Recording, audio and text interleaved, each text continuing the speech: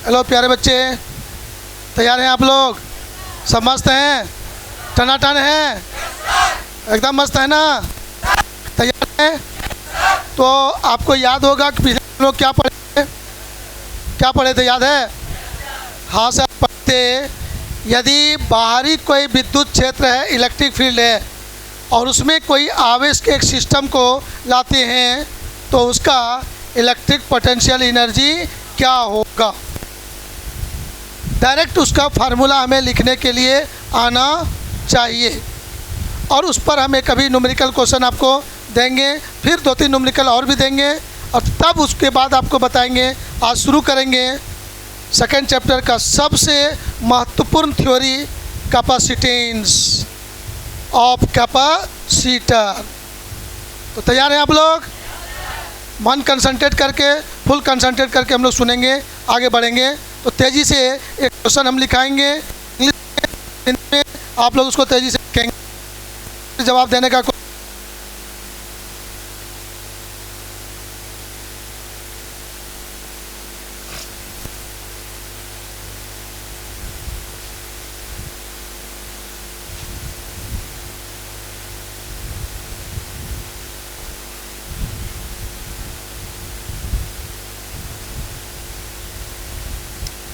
Numerical based on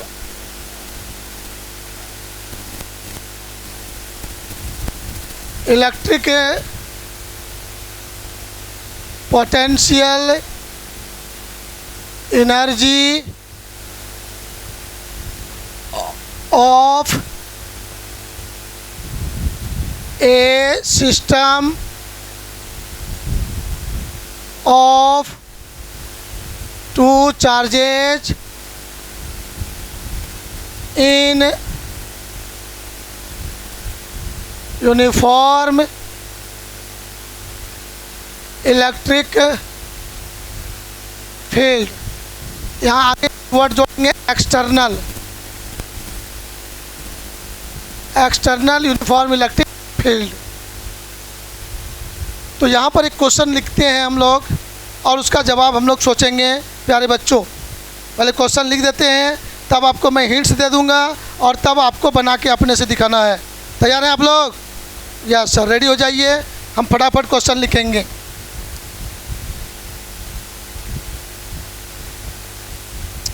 two charges, आप लोग सुन के जल्दी लिखिए। Two charges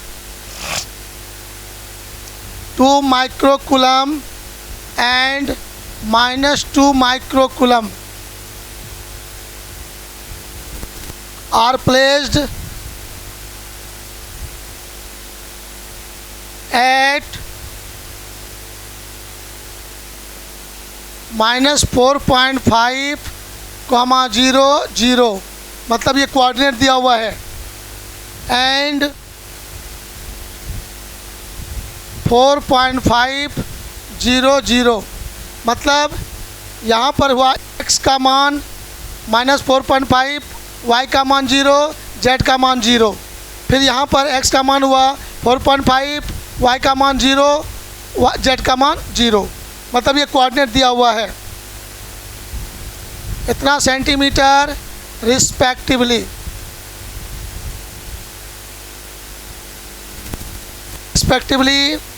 in an external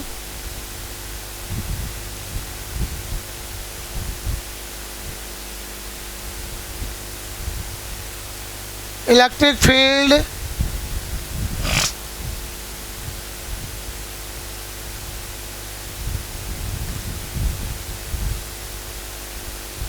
intensity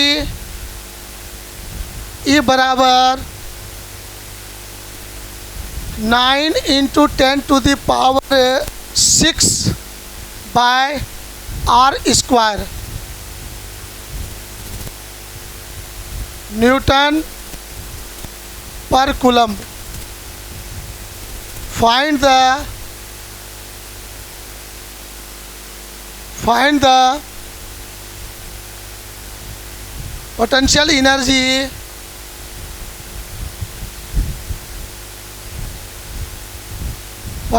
energy of the system of two charges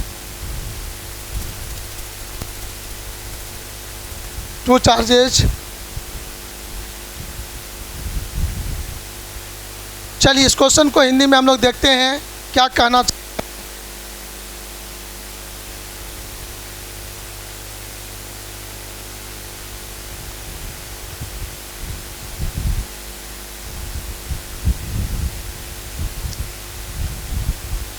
दो आवेश +2 माइक्रोकूलम तथा -2 माइक्रोकूलम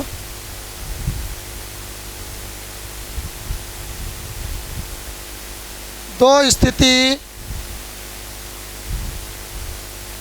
-4.5, 0 तथा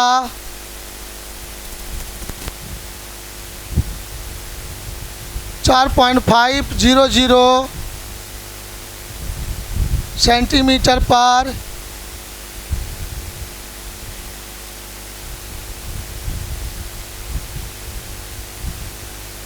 बाह्य विद्युत क्षेत्र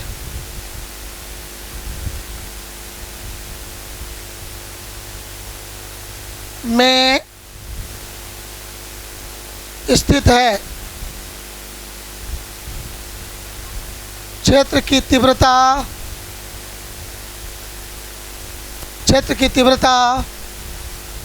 9 ×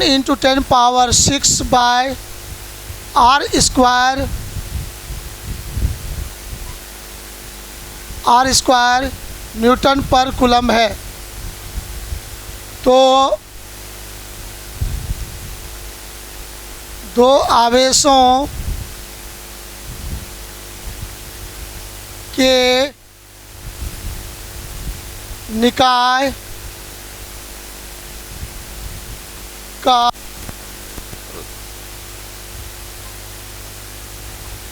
विद्युत स्थितिज ऊर्जा ज्ञात करें।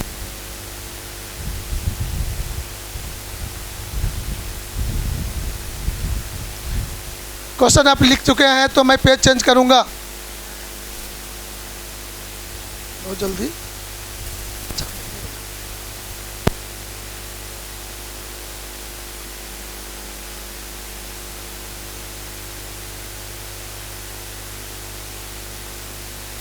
रेडी? हाँ, इंग्लिश में लिखना है। समझते हैं क्वेश्चन क्या आता है, हम लोग उम्मीद है समझ गए होंगे। 2 चार्ज है जिसका वैल्यू आपको दिया हुआ है कितना +2 माइक्रोकूलम और -2 माइक्रोकूलम, और दोनों कहाँ पर स्थित है। दो बिंदु है, जिस बिंदु का नाम डायरेक्ट नहीं देके बिंदु का कोऑर्डिनेट दिया हुआ है। क्या दिया हुआ है? कोऑर्डिनेट।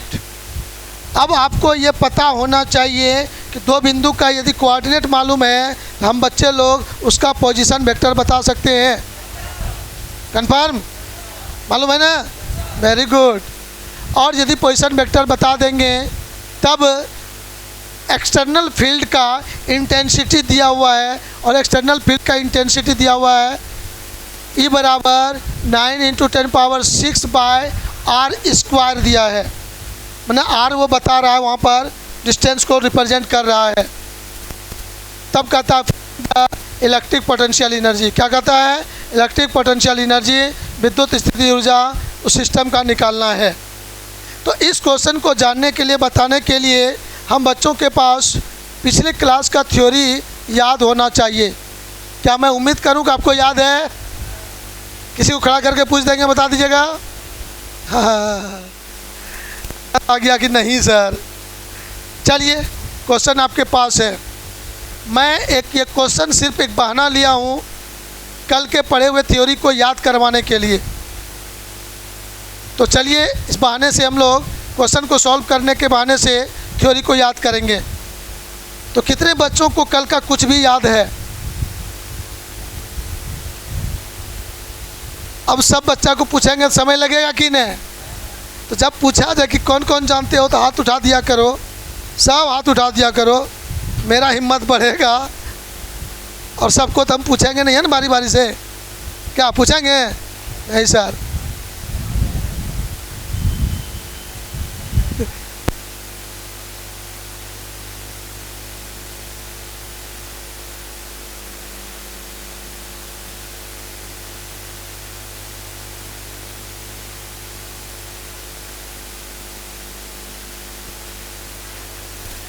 चलो माय डियर बच्चों, आपने देखा था कि सपोज कर लेते हैं कि यहाँ पर यूनिफॉर्म इलेक्ट्रिक फील्ड है। क्या है यहाँ पर? यूनिफॉर्म इलेक्ट्रिक फील्ड है। और यूनिफॉर्म इलेक्ट्रिक फील्ड है जिसका इंटेंसिटी क्या है? वेक्टर ई है। ऐसा मैंने सोच लिया, ठीक है ना। अब यहाँ पर दो चार्ज वाला पार्टिकल को लेते हैं। एक पार्टिकल तो मान लो यहाँ पर लेते हैं, एक पार्टिकल यहाँ पर ले लेते हैं, जिसका नाम दे दिए ए, इसका नाम दे दिए बी। इस पर चार्ज लेते हैं Q1, इस पर चार्ज लेते हैं Q2। तो इन दोनों का कोऑर्डिनेट आपके क्वेश्चन में दिया हुआ है। ये बहुत इंपॉर्टेंट बात ध्यान देना। इस पॉइंट का नाम यदि ए दिए हैं तो इस ए का कोऑर्डिनेट आपका है -4.500 और इस पॉइंट बी का कोऑर्डिनेट दिया है 4.500, है ना दिया हुआ। और यहाँ पर चार्ज कितना है? Q2। यहाँ पर चार्ज क्या है? Q2। तो ये Q2 का वैल्यू तुमको मालूम है -2 माइक्रोकूलम, और यहाँ पर Q1 का मान है +2 माइक्रोकूलम, राइट। चलिए अब कहता है इसका पोटेंशियल एनर्जी क्या होगा। तो माय डियर बच्चों, इसको यदि हम मिलाते हैं, इसके लेंथ को कहेंगे R12। जल्दी बोलो, उसके लेंथ को क्या बोलेंगे? अब पॉइंट ए का पोजीशन वेक्टर आपको मालूम है R1 मानेंगे, और पॉइंट बी का पोजीशन वेक्टर R2 मानेंगे। ये सब हम लोग ले रहे थे, राइट। तो जब हम लोग Q1 चार्ज को इन्फिनिटी से इस इलेक्ट्रिक फील्ड में ला के रखते हैं तो उसके लिए बताए थे वर्क डन क्या होगा। तो बताए थे वहाँ पर वर्क डन हो जाएगा चार्ज Q1 इंटू भी। और यदि Q1 चार्ज को लाए थे, सिंबल V1 दे देंगे तो कोई दिक्कत नहीं? दिक्कत है सर, V1 हो जाएगा। तो ये V1 जो होगा इसका पोजीशन वेक्टर क्या होगा? R1 होगा। इसको गुना नहीं मानना, ये सिंबल है। पोजीशन वेक्टर कहाँ पर? R1 पोजीशन वेक्टर पर। कहीं न कहीं ऑरिजिन होगा कि नहीं होगा? यदि कहीं ऑरिजिन है तो पोजीशन वेक्टर क्या हो गया? Vector R1। इसका यदि है तो इसका पोजीशन वेक्टर हो गया वेक्टर R2। तो आप लोगों से मैं पूछूंगा जल्दी से, हमको पोजीशन वेक्टर R1 बराबर क्या होगा इस फिगर में कौन बता सकते हैं? क्या होगा? क्या होगा? -4.5 I cap plus 0 J cap plus 0 cap. अब 0 0 नहीं भी लिखेंगे कोई दिक्कत नहीं है, वेरी गुड। और R2 को लिखेंगे सर पोजीशन वेक्टर, तो यहाँ हो जाएगा sir +4.5 I cap plus 0 J cap plus 0 K cap, right. सिर्फ मैं आपसे पूछूं कि रे बाबू सिर्फ हमको तुम लोग R1 का मान बता दो, मतलब पोजीशन वेक्टर R1 का मैग्नीट्यूड कितना हो जाएगा?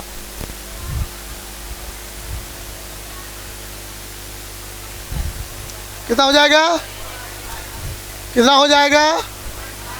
तो R1 का मैग्नीट्यूड लेना चाहेंगे तो आपको याद होगा √(-4.5 square plus 0 square plus 0 square, है ना।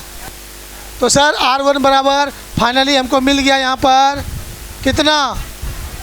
4.5। सही है, कंफर्म। चलिए R2 का मैग्नीट्यूड बताइए क्या होगा। 4.5 का square plus 0 square plus 0 square, तो जवाब ये भी हो जाएगा कितना, R2 बराबर 4.5, राइट। अब जरा सा और विचार हम लोग आगे करते हैं। यहाँ पर पहला चार्ज को लाने में वर्क डन, दूसरा चार्ज को लाने में वर्क डन कितना होगा एक्सटर्नल फील्ड के कारण। तो यहाँ पर जो बताया गया था टोटल वर्क डन, या डायरेक्ट लिखते हैं electric potential energy of A system of 2 charges. तो आपको कहे थे यहाँ पर 2 आवेशों के निकाय का स्थितिज ऊर्जा, बाह्य इलेक्ट्रिक फील्ड है तब, बाहर का इलेक्ट्रिक फील्ड है तब क्या होगा, ये मैं आपसे पूछ रहा हूँ। तो वहाँ पर आपको सिखाया गया था U बराबर W1 plus W2 plus W12, याद करो जल्दी से, है ना। W1 मतलब Q1 को लाने में वर्क, सुनिएगा गौर से, W1 क्या हुआ, Q1 चार्ज को लाने में वर्क, पहला चार्ज को लाने में वर्क। यदि इलेक्ट्रिक फील्ड पहले से नहीं होता तो वर्क डन W1 बराबर 0, लेकिन इलेक्ट्रिक फील्ड है वह 0 नहीं होगा। फिर दूसरा चार्ज को लाने में वर्क डन, राइट। अब दूसरा चार्ज को लाएंगे जैसे, तो वर्क डन जो निकालेंगे इलेक्ट्रिक फील्ड के, बाहर इलेक्ट्रिक फील्ड के कारण वर्क डन कितना होगा W2, और इस पहला चार्ज के कारण भी होगा W12, क्या होगा W12, इतना बात समझना है।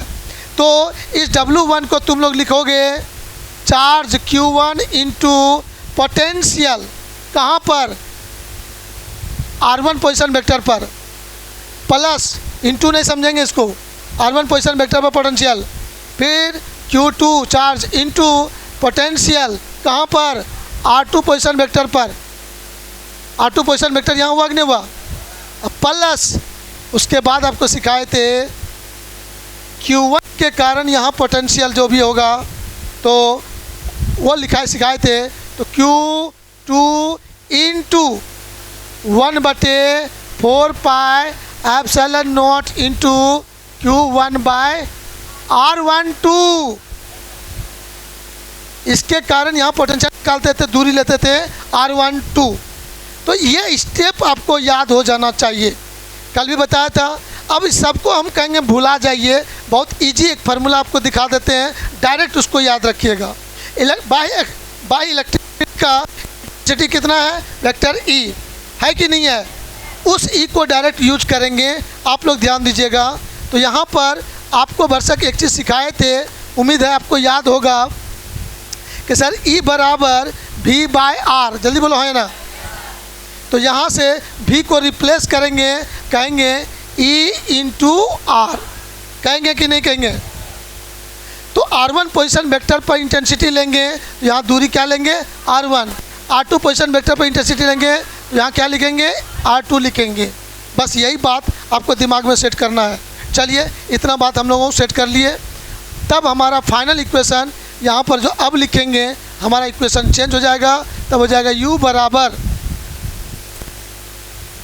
Q1 इंटू V को हटाएंगे क्या लिखेंगे E इंटू R, तो V को हटाएंगे E इंटू R, R के क्या लेना होगा R1 plus Q2 into E into position vector R2 plus, तब हम लोग इसका प्रभाव के कारण सोचेंगे, तो उसका प्रभाव कारण हो जाएगा 1/4 pi epsilon naught into Q1 into Q2 by R12। Ready. तो आप लोग हमको जरा सा R12 का मान बता दीजिए ना, कितना होगा R12 का मान बता दीजिए जल्दी से। हाँ हाँ सर, R12 का मान मतलब AB, फिगर में क्या है AB बराबर R12। गौर से देखोगे, कोऑर्डिनेट मालूम है तो दो बिंदु का कोऑर्डिनेट मालूम है तो हम लोग 9वां में ही पढ़े थे, उसके बीच की दूरी कितनी होगी, याद है ना। तो यहाँ पर क्या होगा, हम लोग लिखते हैं इसको ऐसे, mod of vector R2 plus vector R1, तब इसका मान होगा, भरसक आपको होगा, मैं लिख रहा हूँ, आप किसको याद है, रूट अंडर, यहाँ देखो गौर से, x कहीं ना मान मालूम है जी, y और z तो 0 है ना, तो मैं आराम से कह दूंगा x2 square minus x1 square, direct plus उधर 0 प्लस 0, राइट, कर सकते हैं कि नहीं। हाँ, हमारे कुछ बच्चों का मत दुनिया निकल रहा है कि ये सब कहाँ से आ गया।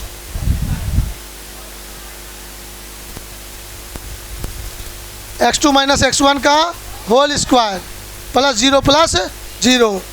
अब x2 माइनस x1 कितना है, 4.5 है ना, यहाँ पर 4.5 माइनस 4.5, तो ये हो जाएगा सर 9 हो जाएगा, नहीं रे, 9 का स्क्वायर और रूट भी हो जाएगा, क्या हो जाएगा, सिर्फ 9 सेंटीमीटर।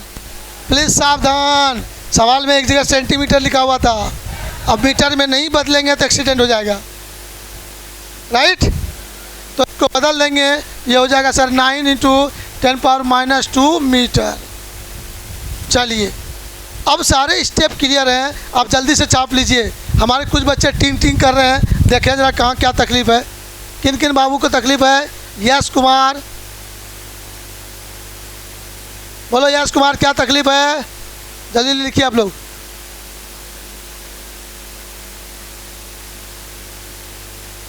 बोलो यश कुमार।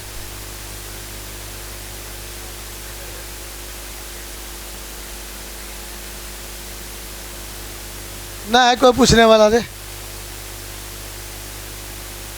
कोई बच्चे कुछ पूछने वाले हैं, पूछिए जल्दी से। मनीष कुमार पूछेगा।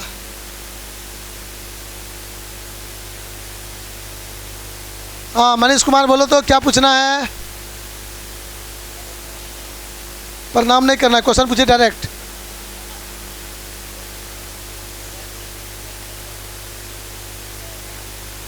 क्या बोला, बोलो बोलो फिर से बोलो।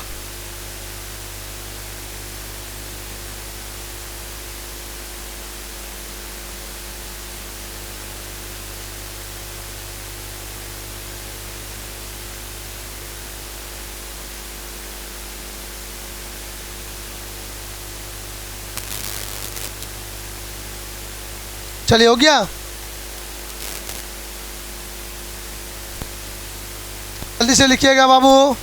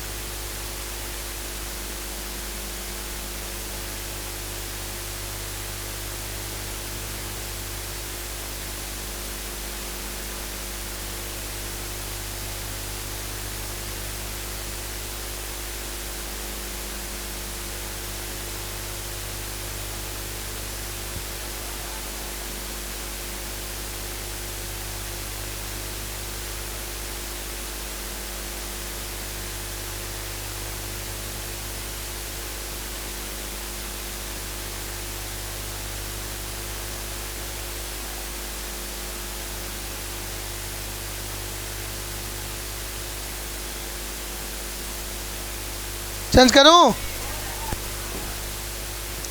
तो चलिए यहाँ पर ये ध्यान दीजिएगा, ये बेचारा सेंटीमीटर में है, ये बेचारा सेंटीमीटर में है, मीटर में बना के कहीं यूज करिएगा। 4.5 × 10⁻² मीटर, इसको भी बदलिएगा 4.5 इंटू 10⁻⁻² मीटर। इस पर ध्यान रखिएगा, नहीं तो बच्चे मैक्सिमम बहुत बच्चे इस बात में स्लिप कर जाएंगे और आंसर नहीं मिलेगा, बाद में छटपटाएंगे। लिखा हुआ था क्वेश्चन में सेंटीमीटर।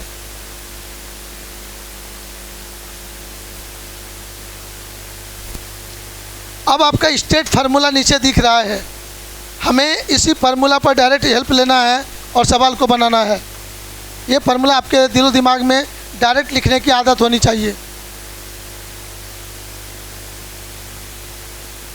पहला चार्ज बाहर से लाए, दूसरा चार्ज को बाहर से लाए, तो वो जो एक्सटर्नल इलेक्ट्रिक फील्ड है दोनों के अगेंस्ट इतना वर्क होगा।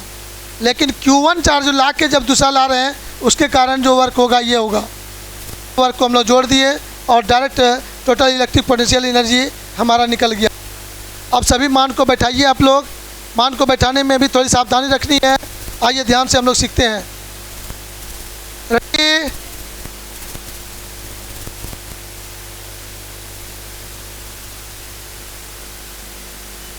सभी वैल्यू को पुट करना है। जल्दी कीजिए, लिखने में इतना देर नहीं। तो U बराबर हमारा जवाब हो गया सर Q1 इंटू E का वैल्यू पुट करेंगे हम लोग। Q1 इंटू E कितना था आप देखिए गौर से। तो का वैल्यू कहाँ लिखा हुआ है?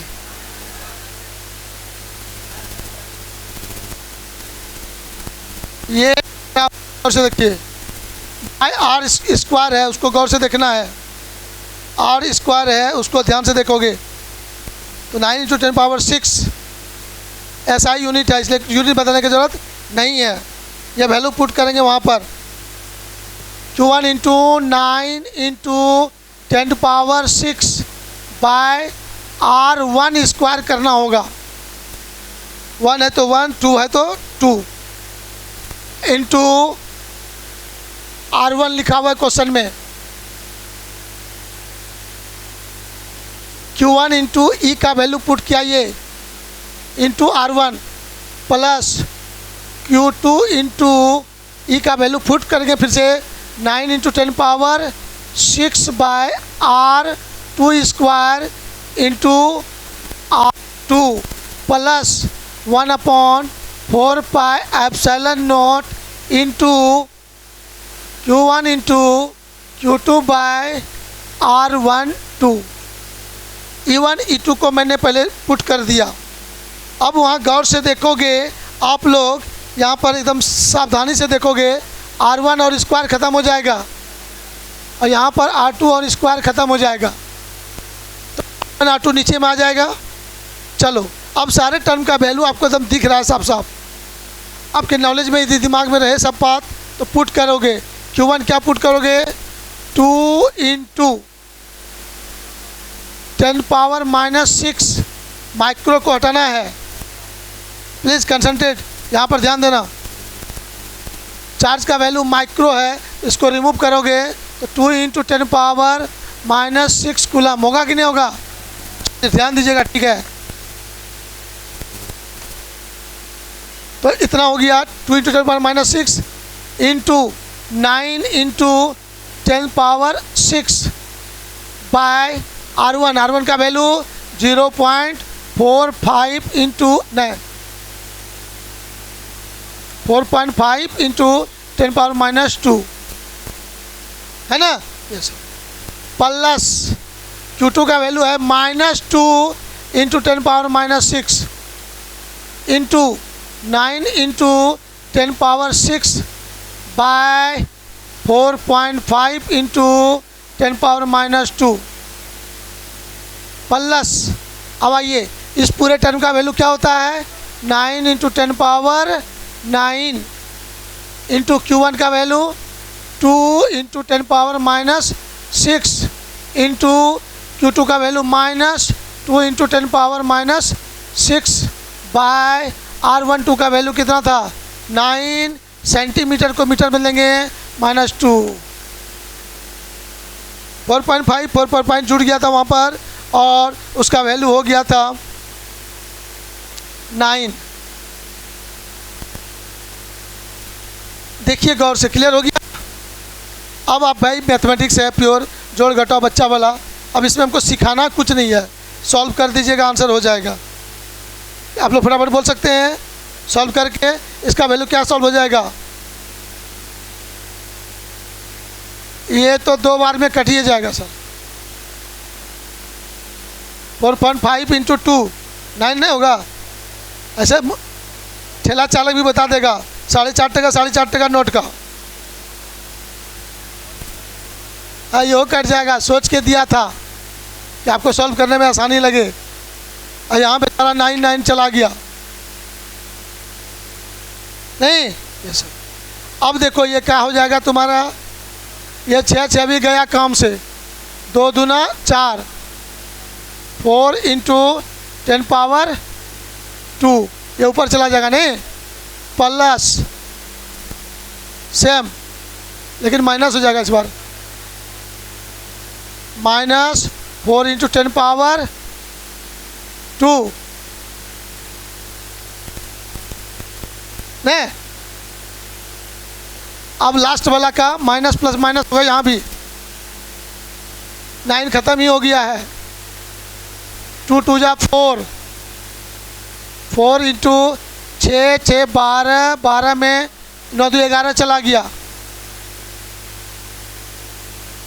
12 में 11 गया, बचेगा -1।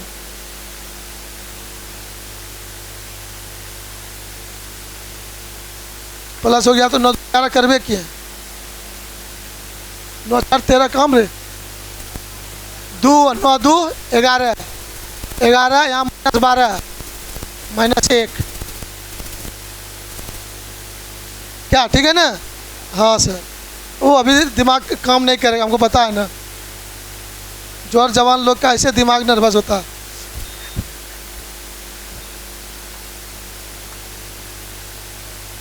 रहता यहाँ सोचता है बांग्लादेश का। -0.4 जूल पोटेंशियल एनर्जी निकाले हैं, इलेक्ट्रिक पोटेंशियल एनर्जी, एनर्जी का ऐसा यूनिट जूल, एनर्जी का जूल, ये U बराबर इतना जूल हो गया आपके आंसर।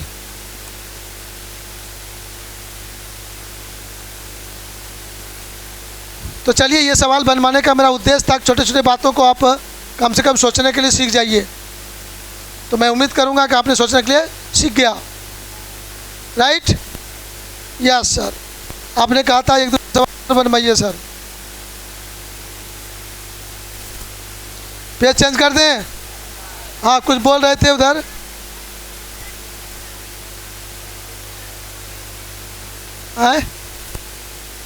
एनर्जी, पोटेंशियल एनर्जी खूब होता है।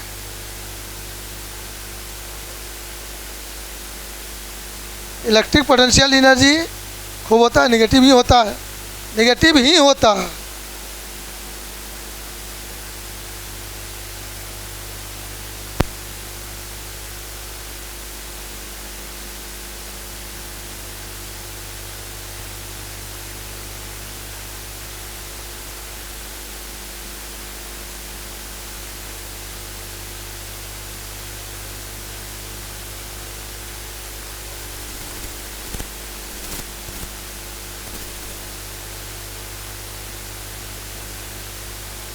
अब देखेंगे, एक छोटा सा चीज़ पे ध्यान में देना है सर। मैंने यदि कोई कार्य किया तो मेरा एनर्जी खर्च हुआ कि वृद्धि होगा, तो मेरा एनर्जी घटा तो वो नेगेटिव, जिस पर वो गया उसके लिए पॉजिटिव आ गया sir.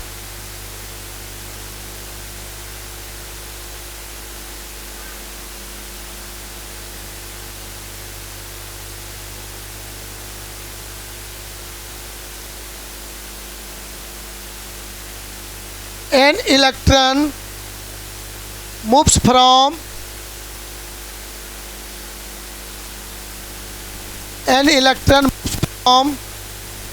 rest to a point at which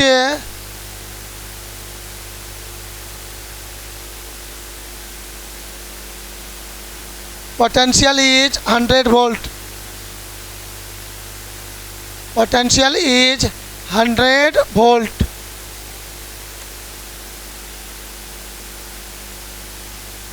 What is its final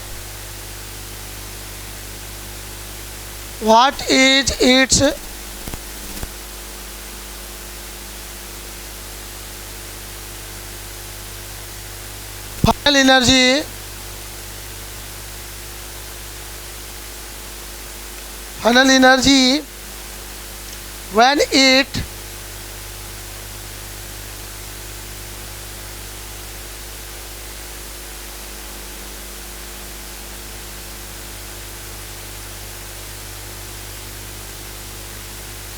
initially started from a point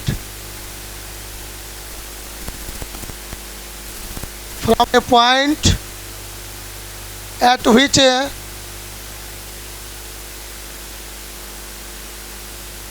which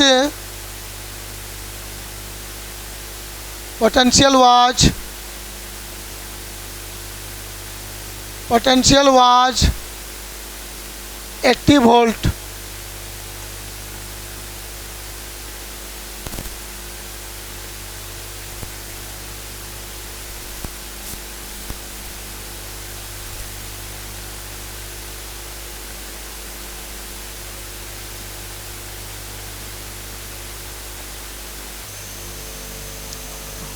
चलिए इसको गंभीर से देखेंगे कंसंट्रेट होकर। इस सवाल में ज़्यादा दम तो नहीं है, एकदम बेसिक चीज़ आपको पहचानने का, चेक करने का कोशिश किया है। सवाल का आंसर एक लाइन में बनेगा, लेकिन इसको गौर से देखेंगे थोड़ा सा ध्यान से। An electron move from rest to a point at which potential is 100 volt.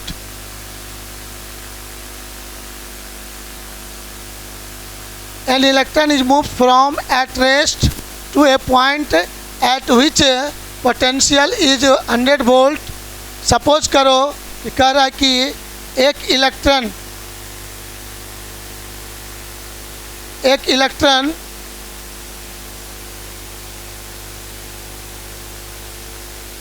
गति करता है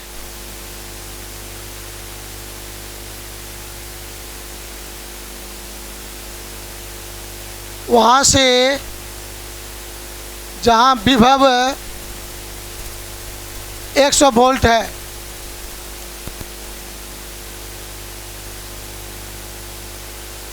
फिर कहता है what is it's final energy. यदि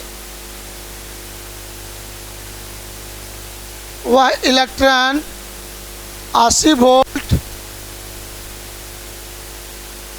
विभव से गति प्रारंभ करता तो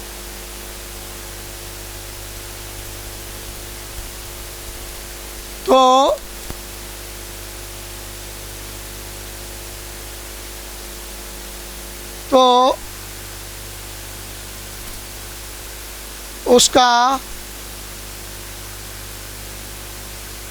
फाइनल एनर्जी, वही पोटेंशियल एनर्जी ज्ञात करें।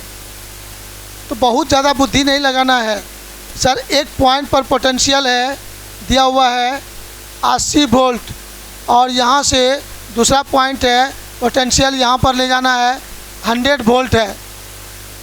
यदि ये बिंदु ए ले लो, ये बिंदु बी ले लो, और यहाँ से इलेक्ट्रॉन को मूव करना है। किसको करना है? इलेक्ट्रॉन को। तो इलेक्ट्रॉन का जो चार्ज होता है E बराबर 1.6 × 10⁻⁻19 कूलम होता है कि नहीं होता है? तो चार्ज का जो वैल्यू है ये हम लोग करेंगे 1.6 × 10⁻⁻19 कूलम चार्ज है। तो यहाँ पर आपको ध्यान देना है work done. Work done simple हम लोग जान रहे हैं, वर्क डन जो होगा वही हमारा फाइनल एनर्जी होगा। तो वर्क डन जो होगा फाइनल एनर्जी बताएगा। तो हम लोग कहेंगे charge into potential difference, charge into potential difference. तो यहाँ पर हम लोग लिख देंगे W बराबर अमाउंट ऑफ चार्ज क्या है तुम्हारा E, चार्ज का सिंबल क्या लेंगे E, और पोटेंशियल का सिंबल हम लोग मान लो VA और VB लिख देते हैं। क्या लिख देंगे? VA minus VB। तो यहाँ पर देखोगे अब चार्ज का वैल्यू निगेटिविटी लेते हैं हम लोग, उसको यूज करेंगे तो चार्ज हो जाएगा -1.6 into 10 power -19 into VA minus VB हो जाएगा 80 माइनस 100। तो इस तरह से कर देंगे, सिंपल डायरेक्ट हमारा जवाब हो जाएगा। अब इसको सॉल्व कर लीजिएगा, जो भी आंसर होगा लिख लीजिएगा।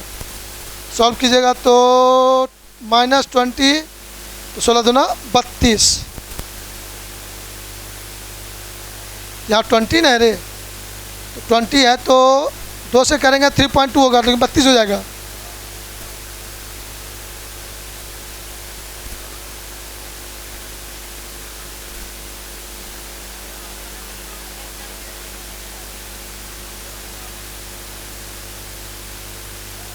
क्वेश्चन में गौर से लिखा हुआ स्टार्टेड फ्रॉम 80 वोल्ट।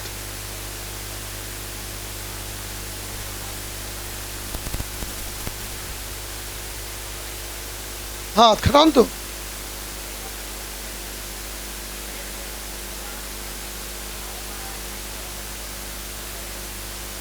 अब डिपेंड करता है कि मैं ले जा रहा हूं किधर से किधर, राइट। स्टार्टेड फ्रॉम यहाँ से यहाँ ले जा रहे हैं, है कि नहीं है? हाँ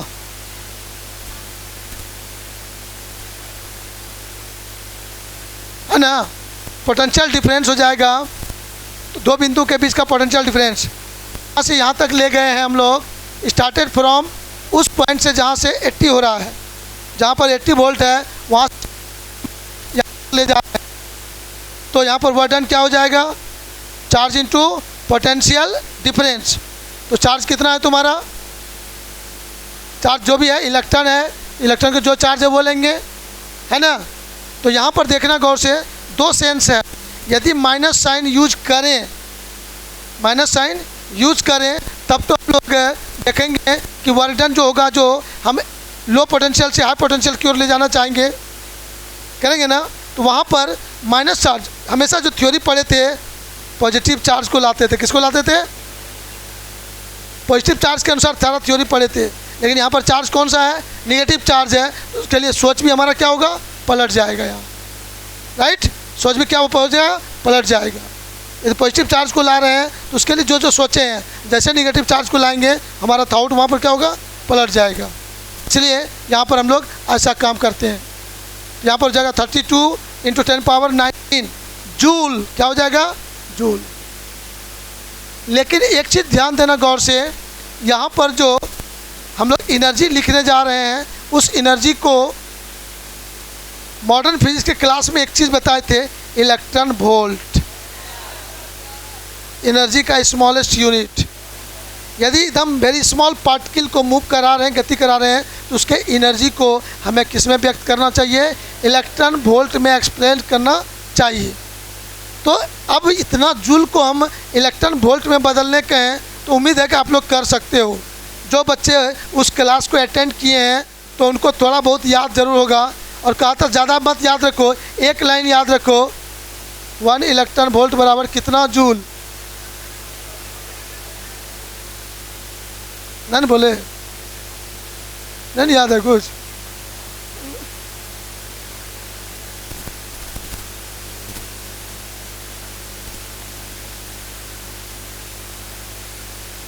यहाँ पर हम लोग 30 इंटू 10 पावर -19 को भाग दे देंगे 1.6 इंटू 10 पावर -19 से, तो जवाब आ जाएगा किसमें? इलेक्ट्रॉन वोल्ट में आ जाएगा। किस में आ जाएगा? अब उसको कर लीजिएगा।